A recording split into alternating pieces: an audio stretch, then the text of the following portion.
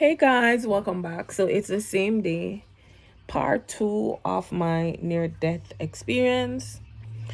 So if you did not see part one, go look at part one. Fear. Fear is our biggest detractor. Fear. The word fear. But forever and ever accepting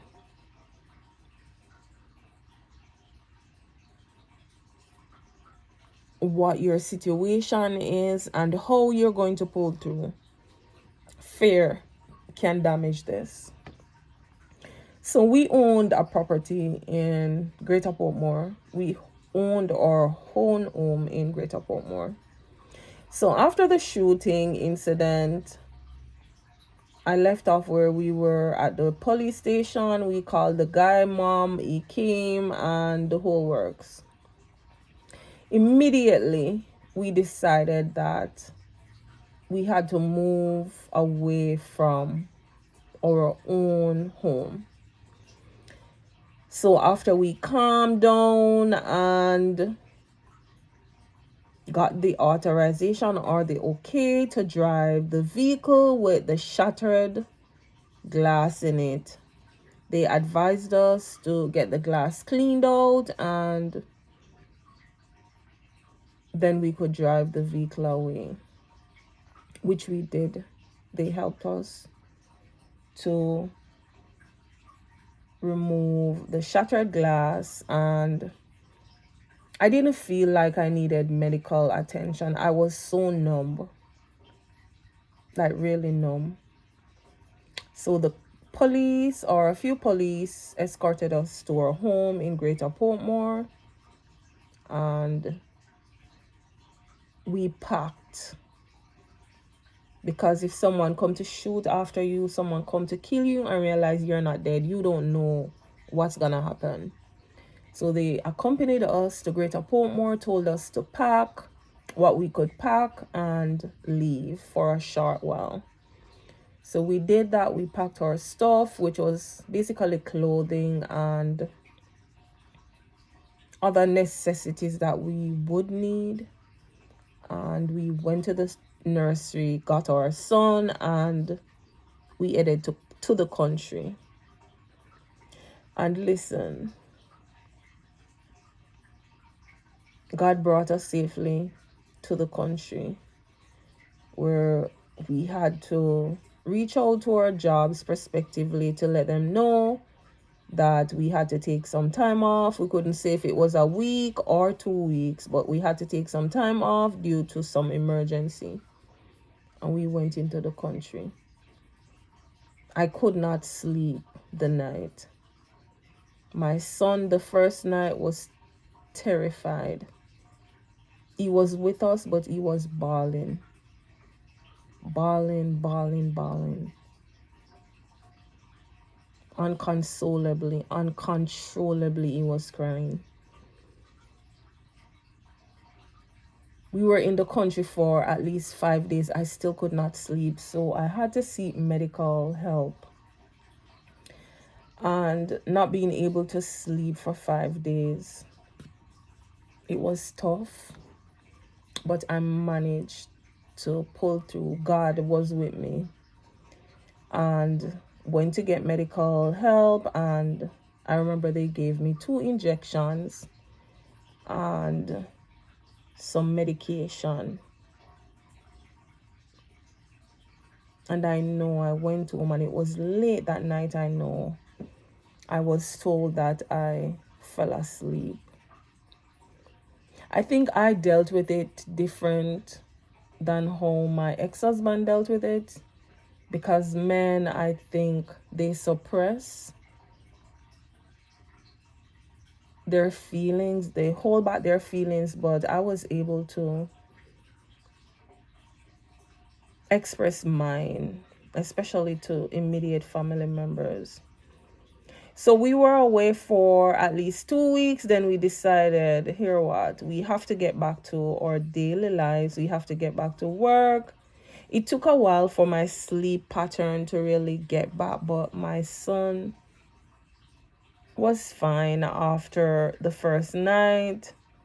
He started to get back to normal routine, but was asking for the persons that would be at his daycare. So after 2 full weeks, we decided we have to get back to the grind. So during the 2 weeks, we made short-term plans that we needed to find another place to move, and all that came into existence. All that was manifested. God opened the door, God worked it out. It's always good to have close friends that are like immediate family. And I had a great friend who was like a sister to me. She had a property in Spanish Town, and she heard of the situation, and I reached out and she told me the place is not finished, there's no electricity, all this, but we can rent it to you and then we'll get it fixed quickly. So with that, we checked the property out. It was good. No one would know that we're living there. It was a new area. Houses were just being built.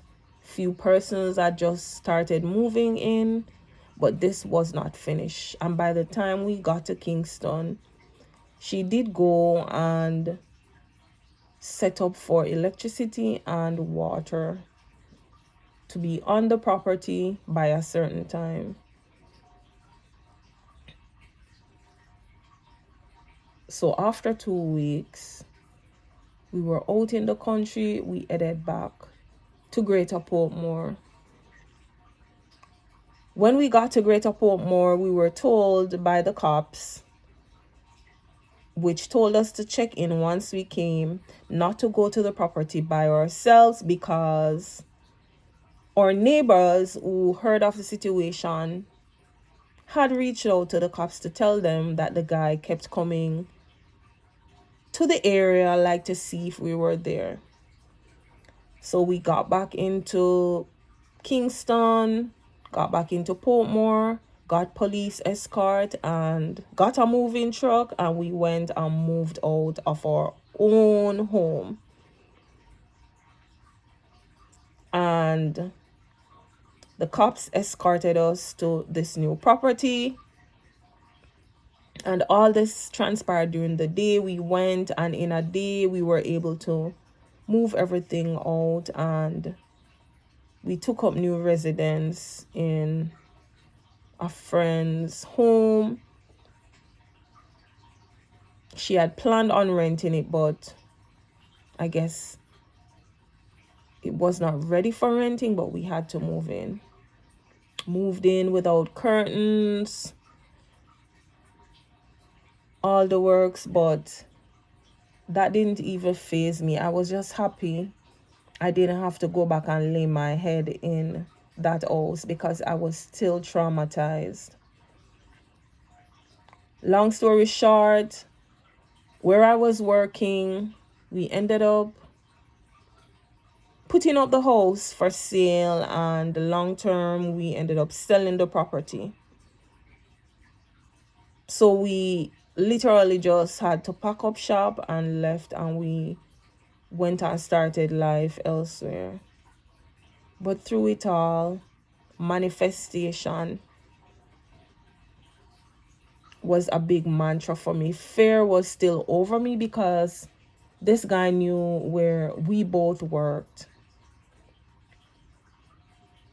And I kept speaking over my life that God, he will not turn up at either one of us' job. Our son started a new preschool. And even though I manifested that, I was trusting God that he would not turn up at any one of our destination where we worked. There was fear. Fear was still in me. Like, Each time I walked, I would be watching over my back. If I was at the bus stop, if I had to take the bus, I would still be looking behind me. I know this was not meant for me, but I was in the midst of it. And if you can't catch Kwaku, you'll catch him short. Meaning, if you can't catch that person, then you're going to retaliate with whomever you're able to catch. For years, I was living in fear. And how I overcame that fear was when we all migrated to the US in 2009. I never went back and looked at the property that we sold, which we had so many memories. Our son grew up there, literally lived there all his life until it was almost taken away from us. But with God's grace, God's mercy, God was not ready for us yet. God had bigger plans for us. Sometimes I reflect back and I look back and I look at where God has brought me from and where I am today. I am a survivor of a near-death experience. I could have died. My son could have died. Children at the school could have died. I remember even the auntie that was outside. She had to be away from work for a long while because of this situation.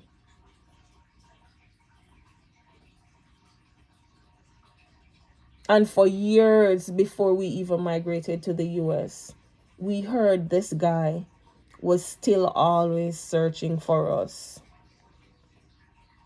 Yes, he was, because there was a good friend of ours who knew where he lived and knew of the situation, so they kept us up to par. He never found out where we moved to. Everything happened for a reason, everything happened for a purpose, and in spite of it, and in spite of my fears and my doubt that it would have ended another way, God manifested and spoke life into our being. And today, I'm here to share my story and to give God thanks, because only God be glorified in spite of this all. Only Him alone. I say this to say that irregardless of what you've been through, irregardless of the road you've been through, manifest in your life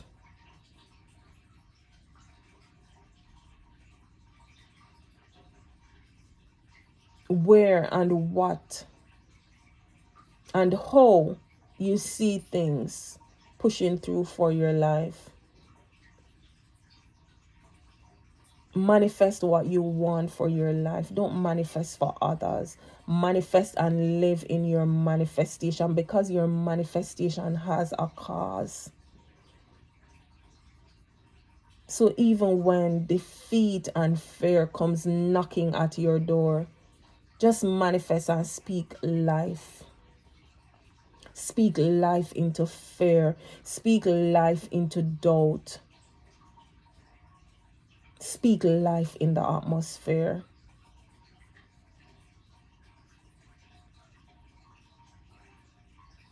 If you see this and you have doubts and fears of where, what, how, when, speak life into your being. Manifest what you want for your life, how you want it, and set a roadmap for it. Stay tuned, and I'll be coming back from Shell's Island Flavor Cooking, and on this channel. Stay tuned. Speak life. Manifest life into your being, into your children's life, into your family's life. Speak life into others. You can't manifest what others want, but you can speak life. Speak life in the atmosphere. Live, love, laugh. See you soon in a next either motivational talk or maybe a story of me being a teen mom. Stay tuned and see you. Catch you soon.